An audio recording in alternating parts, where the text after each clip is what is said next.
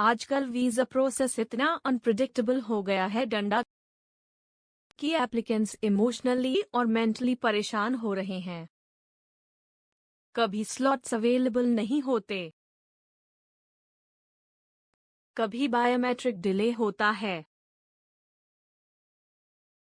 कभी system technical error दिखाता है, तो कभी कॉन्सुलेट अपॉइंटमेंट के रूल्स एकदम से चेंज कर दिए जाते हैं। यह वीडियो एक ऑनेस्ट और इमोशनल जर्नी है डंडा उन सब लोगों की जो अपनी ड्रीम्स को लेकर सीरियस हैं, लेकिन हर मोड़ पर किसी न किसी हर्डल का सामना कर रहे हैं। ये सिर्फ एक इमिग्रेशन प्रोसेस नहीं है, ये लोगों की मेहनत, उनका पेशेंस और उनके सपनों की लड़ाई है। आजकल वीजा और इमिग्रेशन का जो प्रोसेस है डंडा, वो सिर्फ पेपर वर्क और एम्बेसी विजिट्स तक लिमिटेड नहीं है। ये एक इमोशनल जर्नी बन चुका है डंडा, जहां हर एप्लीकेंट अपने सपनों के लिए लड़ रहा है। सबसे बड़ी प्रॉब्लम यह है कि प्रोसेस ट्रांसपेरेंट नहीं है। किसी को नहीं पता कि उसका एप्लीकेशन कहां अटका है, क्यों डिले हो रहा है, और कब तक उसे कोई अपडेट मिलेगा। लोगों ने IELTS और PTE जैसे एग्जाम्स के लिए महीनों प्रिपरेशन की, पैसा खर्च किया, कोचिंग ली, लेकिन जब एक्चुअल अपॉइंटमेंट की बारी आती है, तो VFS या कॉन्सुलेट की साइट पर टेक्निकल एरर्स आ जाते हैं। बायोमेट्रिक स्लॉट्स बुक नहीं होते, DS-160 फॉर्म बार बार रिजेक्ट होता है, या फिर पेमेंट गेटवे ही काम नहीं करता। और सबसे बड़ा दर्द तब होता है डंडा, जब किसी का वीजा रिफ्यूजल बिना प्रॉपर एक्सप्लेनेशन के कर दिया जाता है। कई एप्लीकेंट्स ऐसे हैं जो अपनी पूरी सेविंग्स लगाकर वीजा प्रोसेस शुरू करते हैं। किसी ने एजुकेशन लोन लिया, किसी ने प्रॉपर्टी मॉर्गेज करवाई, और फिर मंथ्स तक अपॉइंटमेंट के लिए वेट करते हैं। जब फाइनली स्लॉट मिलता है, तो एक माइनर डॉक्यूमेंटेशन इश्यू की वजह से उनका एप्लीकेशन रिजेक्ट हो जाता है। कई बार कॉन्सुलेट के रूल्स अचानक चेंज हो जाते हैं। पहले कहा गया कि ड्रॉप बॉक्स अवेलेबल रहेगा, फिर कहा गया कि पर्सनल इंटरव्यू मैंडेटरी है। कुछ सिटीज में स्लॉट्स इजीली अवेलेबल हैं, कुछ में मंथ्स तक वेट करना पड़ता है। फ्रेश एप्लीकेंट्स और रिफ्यूज्ड केसेस के लिए अलग रूल्स हैं, और उन्हें रीअप्लाई करने का सिस्टम भी क्लियर नहीं होता। बहुत सारे लोग ऐसे हैं जिनका एडमिशन डेडलाइन पास हो चुका है, लेकिन उनका वीजा अभी तक अप्रूव नहीं हुआ। यूनिवर्सिटीज प्रेशर डालती हैं कि स्टूडेंट टाइम से पहुंचे, लेकिन एम्बेसी अपडेट्स नहीं देती। स्टूडेंट्स डिप्रेशन में चले जाते हैं, क्योंकि उनका सपना था फॉरेन एजुकेशन, लेकिन प्रोसेस ने उन्हें मेंटली ड्रेन कर दिया। स्पाउस और डिपेंडेंट वीजा वाले केसेस में और भी ज्यादा कॉम्प्लिकेशंस हैं। कभी डॉक्यूमेंटेशन मिसमैच की वजह से रिजेक्शन हो जाता है, कभी एम्बेसी प्रूफ ऑफ रिलेशनशिप को सफिशिएंट नहीं मानती। कई कपल्स महीनों अलग रहते हैं, और एम्बेसी की तरफ से कोई टाइमलाइन नहीं दी जाती। स्टूडेंट्स जो रिफ्यूजल के बाद दोबारा ट्राई करते हैं, उन्हें हर बार वही क्वेश्चंस फेस करने पड़ते हैं। Why you got rejected? What changes you made? How are you financially better prepared now? और कॉन्सुलेट ऑफिसर्स हर बार सब्जेक्टिव डिसीजन लेते हैं, जिसकी कोई लॉजिक समझ नहीं आती। प्रोसेस की सबसे बड़ी प्रॉब्लम डंडा ये है कि एप्लीकेंट्स के पास कोई ग्रीवेंस रिड्रेसल मैकेनिज्म नहीं है, कोई हेल्प डेस्क प्रॉपर्ली रिस्पॉन्ड नहीं करता, ईमेल का रिप्लाई वीक्स में आता है और टेलीफोनिक लाइंस मोस्टली बिजी रहती हैं। ऐसे में एप्लीकेंट कंफ्यूज और हेल्पलेस फील करता है। कुछ कंसल्टेंट्स या एजेंट्स ऐसे भी हैं जो लोगों को गलत गाइडेंस देते हैं, फेक डॉक्यूमेंट्स की एडवाइस देते हैं या फॉल्स प्रॉमिसेस करते हैं कि आपका वीजा 100% आएगा और जब रिफ्यूजल आता है डंडा तो ब्लेम एप्लीकेंट पर डाल देते हैं। वीएफएस और वैक सेंटर्स पर भी कई बार क्राउड कंट्रोल नहीं होता, स्टाफ रूड बिहेव करता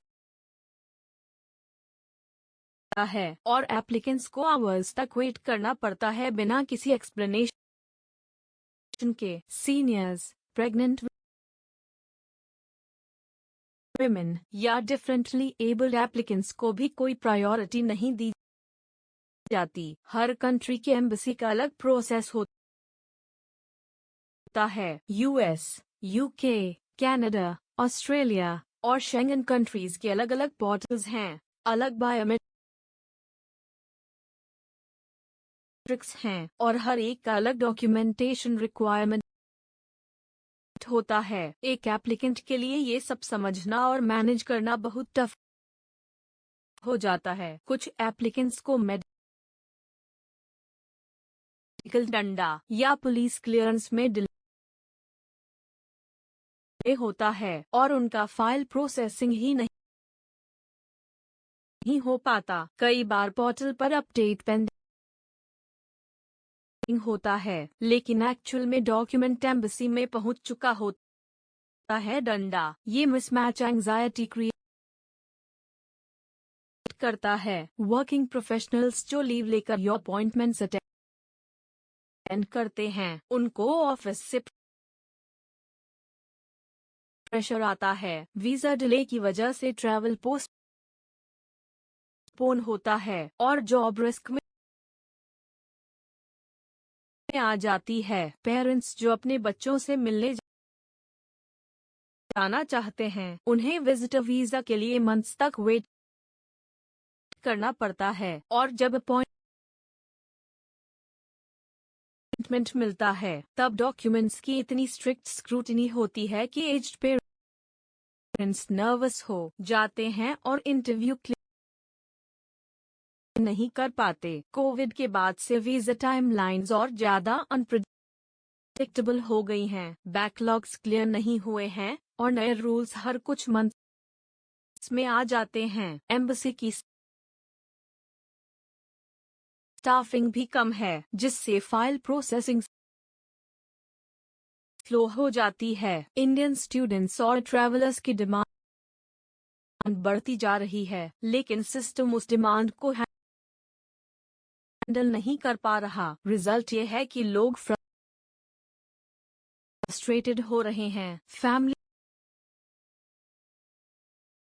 से दूर हो रहे हैं और अनप्लान्ड डिलेस की वजह से फाइनेंशियली स्टेबल हो रहे हैं। वीजा इंटरव्यू के दौरान भी कई बार ऑफिसर्स अग्रेसिव टोन में क्वेश्चंस पूछते हैं। जेन्युइन एप्लीकेंट्स को प्रूव करना पड़ता है कि उनका ये इंटेंशन सिर्फ स्टडी या ट्रैवल का है। कई बार ऑफिसर्स प्रीकंसीव्ड नोशन लेकर बैठते हैं और बिना प्रॉपर डिस्कशन के रिफ्यूजल दे देते हैं। रीअप्लाई करने वाले एप्लीकेंट्स को वेट करना पड़ता है क्योंकि सेम DS 160 या सेम पासपोर्ट नंबर से दोबारा अप्लाई करने में टेक्निकल इश्यूज आते हैं। कई बार साइट पर प्रीवियस एप्लीकेशन स्टेटस डिलीट नहीं होता और न्यू एप्लीकेशन अपलोड नहीं हो पाती। पेमेंट गेटवेज भी अनरिलायबल हैं। कभी पेमेंट डिडक्ट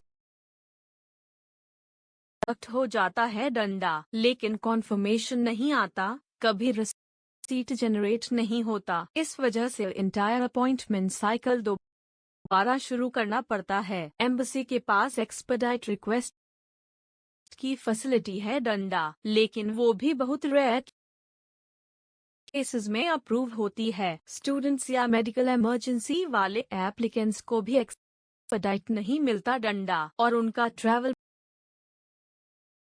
पोस्टपोन होता रहता है। वीजा डिले की वजह से कई लोगों का एडमिशन डिफर हो गया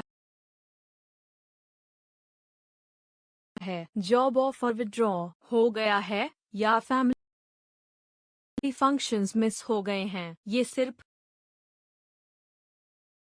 पेपर वर्क नहीं है डंडा, ये लोगों की रियल लाइफ इम्पैक्ट कर रहा है। बहुत सारे लोग ऐसे हैं जो 3 to 4 बार रिफ्यूजल फेस कर चुके हैं, फिर भी हिम्मत नहीं हार रहे। वो बार बार सॉप इम्प्रूव कर रहे हैं, डॉक्यूमेंटेशन अपडेट कर रहे हैं, और हर बार फुल ऑनेस्टी के साथ अप्लाई कर रहे हैं। ये डेडिकेशन, पेशेंस और डिटर्मिनेशन का अल्टीमेट एग्जाम्पल है। एम्बेसी और इमिग्रेशन डिपार्टमेंट्स को चाहिए कि वो प्रोसेस को थोड़ा ज्यादा ट्रांसपेरेंट बनाएं, स्टेटस अपडेट्स टाइमली हों, रिजेक्शन रीजंस क्लियरली बताए जाएं, और ग्रीवेंस मैकेनिज्म को एक्टिव रखा जाए। इंडियन गवर्नमेंट को भी इंटरनेशनल एम्बेसीज के साथ डायलॉग करके वीजा अपॉइंटमेंट प्रोसेस को स्ट्रीमलाइन करने की कोशिश करनी चाहिए। ज्यादा स्टाफ रिक्रूट करें, स्लॉट अवेलेबिलिटी इंप्रूव करें, और डिजिटल इंफ्रास्ट्रक्चर को अपग्रेड करें। हम ये नहीं कह रहे कि हर एप्लीकेंट जेन्युइन होता है, लेकिन जो जेन्युइन है डंडा, उन्हें एक फेयर चांस मिलना चाहिए। उनका ड्रीम, उनकी मेहनत और उनका टाइम, इन सब की रिस्पेक्ट होनी चाहिए। आखिर में यही कहेंगे कि अगर आप भी वीजा डिले, रिफ्यूजल या डॉक्यूमेंटेशन स्ट्रगल से गुजर रहे हैं, तो हार मत मानिए। आप अकेले नहीं हैं, हजार लोग सेम चीज फील कर रहे हैं। एक दिन जरूर आएगा जब आपका वीजा अप्रूव होगा और आप अपने सपने पूरे करेंगे। ये प्रोसेस जितना पेनफुल है, उतना ही आपको स्ट्रॉन्ग भी बनाता है। पेशेंस और क्लैरिटी के साथ अगर आप आगे बढ़ते हैं तो सक्सेस जरूर मिलेगी। और अगर आप किसी ऐसे इंसान को जानते हैं डंडा, जो इस जर्नी से गुजर रहा है, तो प्लीज उन्हें इमोशनल सपोर्ट दीजिए। कभी कभी एक सिंपल इनकरेजमेंट किसी की पूरी लाइफ चेंज कर सकता है।